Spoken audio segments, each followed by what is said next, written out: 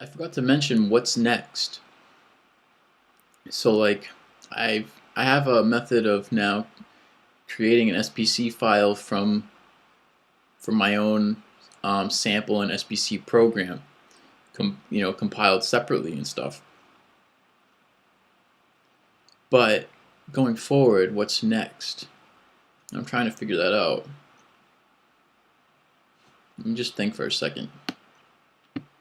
Ending is how to synchronize the timers.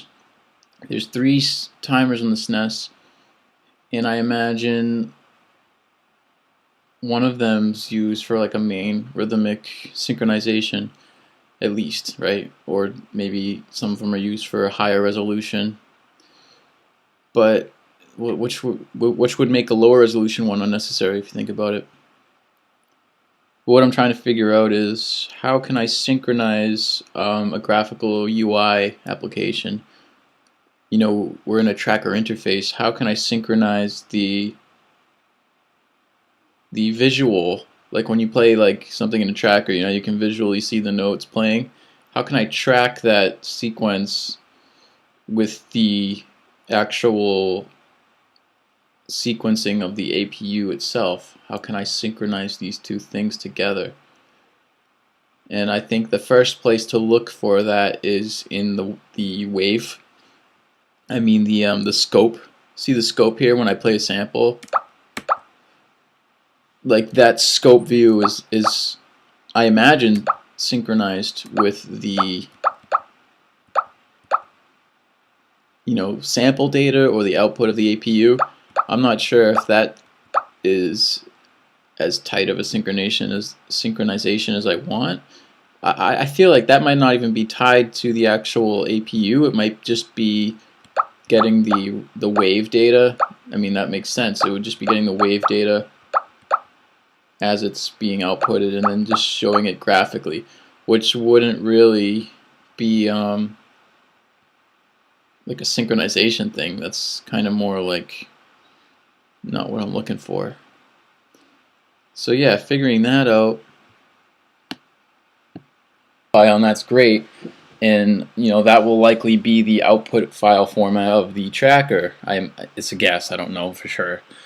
It's a guess because there may be like better ways of storing the data instead of just as an SPC image, like a memory image. There might be more efficient ways of getting music onto the SNES that would save space or provide longer songs that transcend one memory image, which is all an SPC file is. So if we transcend that, we have to have a new file format, new routines to get the data in and out. Loading samples on the fly, for instance. So that's another thing to consider. What else? Like, I know there's something else. Oh yeah.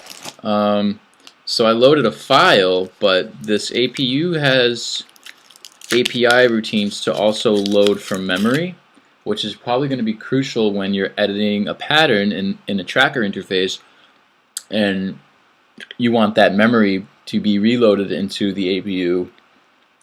You kind of want that to be a real-time synchronized thing where the APU memory is always reflective of what's displayed on your tracker interface.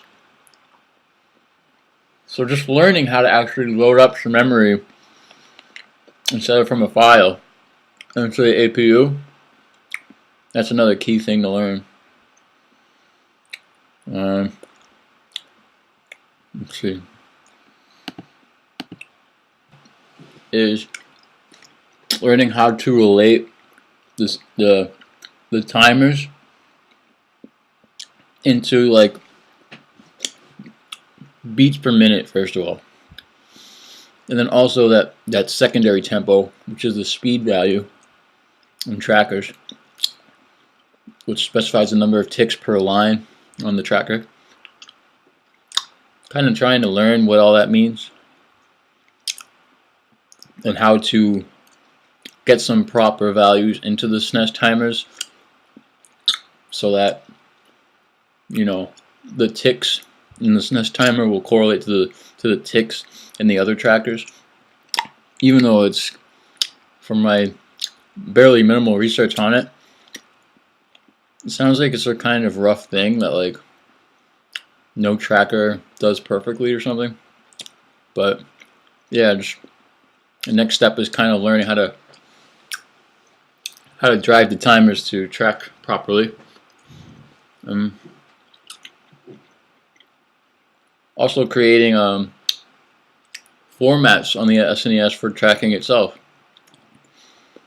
The SNES SBC 700 memory is wicked limited. So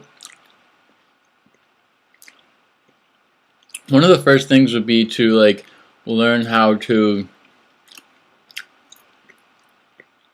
maybe import, like SNES Mod does this, it imports mod files. Well, my main concern is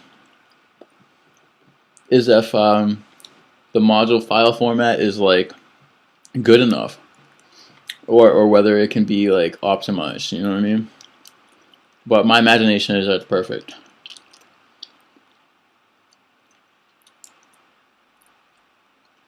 Might be worth checking out SNES Mod to see how it implements vibrato, for instance, because that's like kind of like a subjective application of the effect, because you have these DSP registers like pitch, right, and speed at what you would like to affect them, and you give the user like 16 different speeds, but it's really up to me to decide what those speeds are. But I think I'm gonna look at SNES Mod to see what they used, what Mukunda used. E-Kid, cool guy. So yeah, just kind of learning. The great thing about SNES Mod is that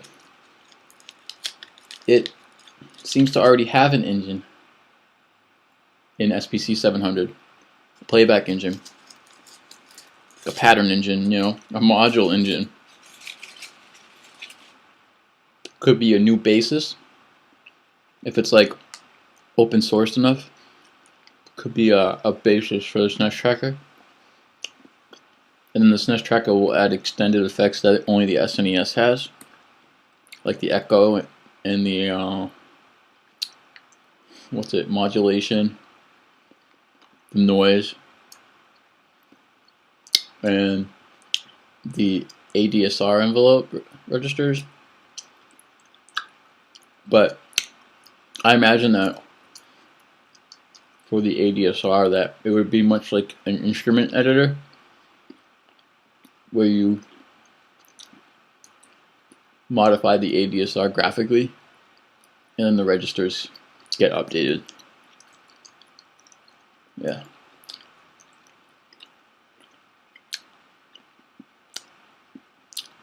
Okay.